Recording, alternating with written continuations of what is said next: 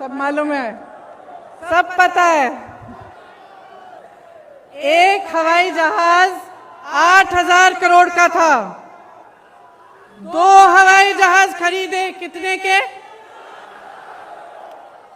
और इस देश की पूरी एयर इंडिया कितने में बेची? अपने खरबपति मित्रों को कितने में बेची? 18,000 करोड़ में बेची। 2 हवाई जहाज अपने लिए खरीदे 16,000 करोड़ के। इस देश की एयर इंडिया को 18,000 करोड़ के लिए अपने दोस्तों को बेच दी। देखिए,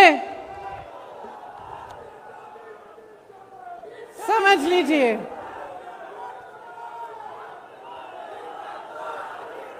समझ लीजिए, जब जब मैं बात करती हूं लोगों से, जब मैं लोगों से बात करती हूं, एक बात उभरती है कि हाँ, कुछ हो नहीं रहा है, कमाई नहीं है, रोजगार नहीं है, किसान त्रस्त है, नदियों के पास रहने वाला निषाद त्रस्त है, दलित त्रस्त है, महिला त्रस्त है, सब त्रस्त है। लेकिन दीदी, एक बात है कि मीडिया में बहुत आता है कि हम सुरक्षित हैं। तो मैं पूछना चाहती हूं कि क्या आपको सच्चाई दिख नहीं रही है? इस देश में सिर्फ 2 तरह के लोग सुरक्षित हैं आज। एक जो भाजपा का सत्ताधारी नेता है वो, और दूसरा जो उसका खरबपति मित्र है। सिर्फ 2 तरह के लोग सुरक्षित हैं। इस देश में कोई धर्म का व्यक्ति सुरक्षित नहीं है, किसी भी जाति का व्यक्ति सुरक्षित नहीं है। इस देश में ना मजदूर सुरक्षित है, ना मल्ला सुरक्षित है, ना निषाद सुरक्षित है, ना दलित सुरक्षित है, ना गरीब सुरक्षित है, ना अल्पसंख्यक सुरक्षित है, ना मेरी महिला बहनें सुरक्षित हैं। इस देश में सिर्फ प्रधानमंत्री, उनके मंत्रिमंडल के लोग, उनकी पार्टी के लोग जो सत्ता में हैं वो सुरक्षित हैं, और उनके जितने भी खरबपति अमीर मित्र हैं वो सुरक्षित हैं। इस बात को सही ढंग से पहचानिए। ये देश नष्ट हो रहा है, इस बात को पहचानिए। जितने भी इश्तिहार बस स्टैंडों पे लग रहे हैं, बड़ी बड़ी होर्डिंग्स लग रही हैं, इनके पीछे जो सच्चाई है आप जानते हैं। आप जी रहे हैं उस सच्चाई को, आपका अनुभव है। आप बताइए, आपको फसल का दाम मिलता है? गैस सिलेंडर मिलता है आपको? भर पाती हैं आप? आपके बच्चों को रोजगार मिलता है? तो सच्चाई क्या है? और इस सच्चाई को बोलने से लोग डर क्यों रहे हैं? किस चीज से भय है? क्या हो जाएगा? समय आ गया है, चुनाव की बात नहीं है, अब देश की बात है।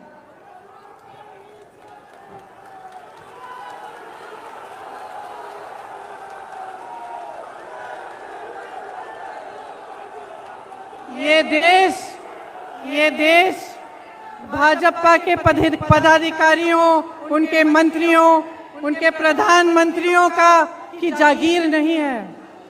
ये देश आपका देश है, आपका देश है। इस देश को कौन बचाएगा? कौन बचाएगा इस देश को? अगर आप जागरूक नहीं बनेंगे, समझदार नहीं बनेंगे, आप इनकी राजनीति में उलझे रहेंगे, तो आप ना अपने देश को बचा पाएंगे, ना अपने आप को बचा पाएंगे। आप किसान हो, इस देश की आत्मा हो। जितने भी मंच पे नेता बैठे हैं उनको आपने बनाया है, आपकी मेहनत ने बनाया है इस देश को। ये कभी मत भूलिए। जो आपको आंदोलनकारी कहते हैं, जो आपको आतंकवादी कहते हैं, उनको न्याय देने के लिए मजबूर करिए।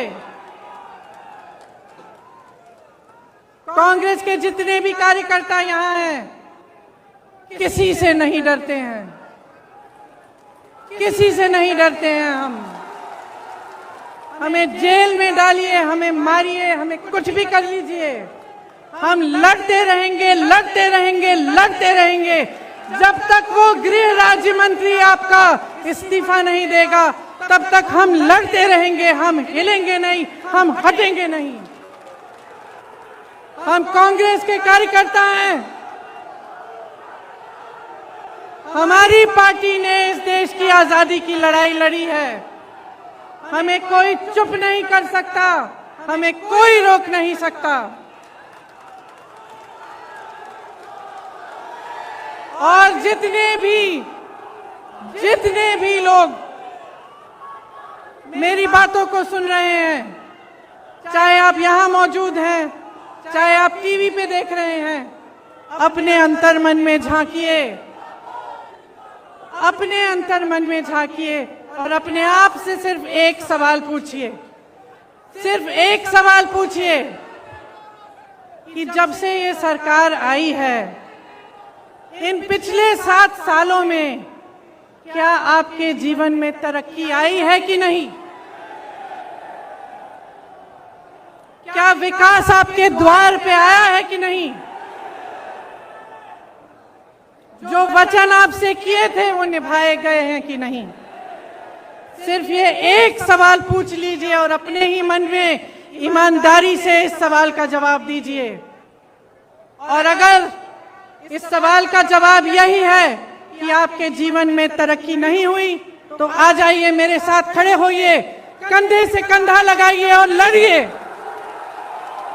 बदलिए इस सरकार को, परिवर्तन लाइए, अपने प्रदेश को बदलिए,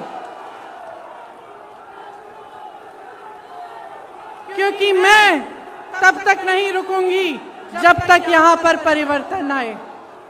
मैं आप सबको बहुत बहुत धन्यवाद देना चाहती हूँ कि आप यहाँ आए, इतनी धूप में मेरा इंतजार किया।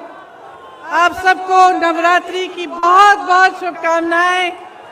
जय माता दी, जय हिंद, जय किसान, जय किसान, जय जवान, जय किसान, जय जवान, जय हिंद, जय हिंद, जय हिंद, जय हिंद, जय हिंद, जय हिंद। लड़ेंगे, लड़ेंगे। अब मैं इमरान प्रतापगढ़ी जी को आमंत्रित करता हूं, अपने लफ्ज के साथ जो है वो आभार प्रदर्शन करेंगे।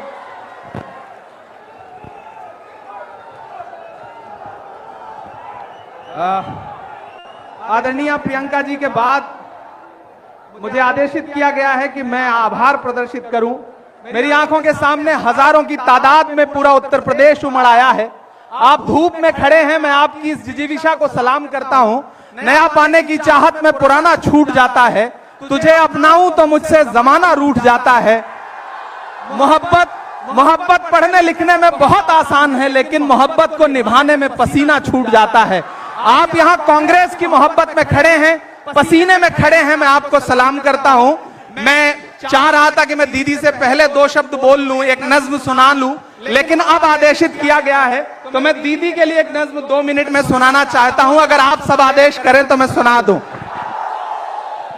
आवाम का है, किसान का है, सवाल लोगों की जान का है। मैं मंच के साथियों से भी चाहूंगा कि 2 मिनट, मैं चूंकि शायर हूं तो मैं चाहता हूं कि मुझे वो माहौल भी मिल जाए तो मैं थोड़ा सा बेहतर से सुना सकूं। आवाम का है, किसान का है, सवाल लोगों की जान का है जो भी कातिल है, जो भी शामिल, उन्हीं से इसका जवाब लेंगे। सनद रहे हम हिसाब लेंगे, सनद रहे हम हिसाब लेंगे, सनद रहे हम हिसाब लेंगे। उत्तर प्रदेश वालों, उस दिन जब प्रियंका जी लखनऊ से निकली तो ऐसा लगा था रात में कि लखनऊ से लखीमपुर की सड़कों पर प्रियंका गांधी नहीं बल्कि इंदिरा गांधी जी दौड़ रही हैं, चल रही हैं। मैं एक बंद पढ़ता हूं इस नज्म का। जमहूरियत को कुचलने वाला ये काम तेरा नहीं चलेगा, यहाँ पे हिटलर मुसोलिनी सा निजाम तेरा नहीं चलेगा। ये जुल्म की नफरतों की जितनी चलाओ आंधी नहीं डरेंगी। और जो अगली लाइन आ रही है, मैं चाहता हूं कि लखनऊ और दिल्ली तक पहुंचे, जो मैं अगला मिसरा पढ़ने जा रहा हूं कि ये जुल्म की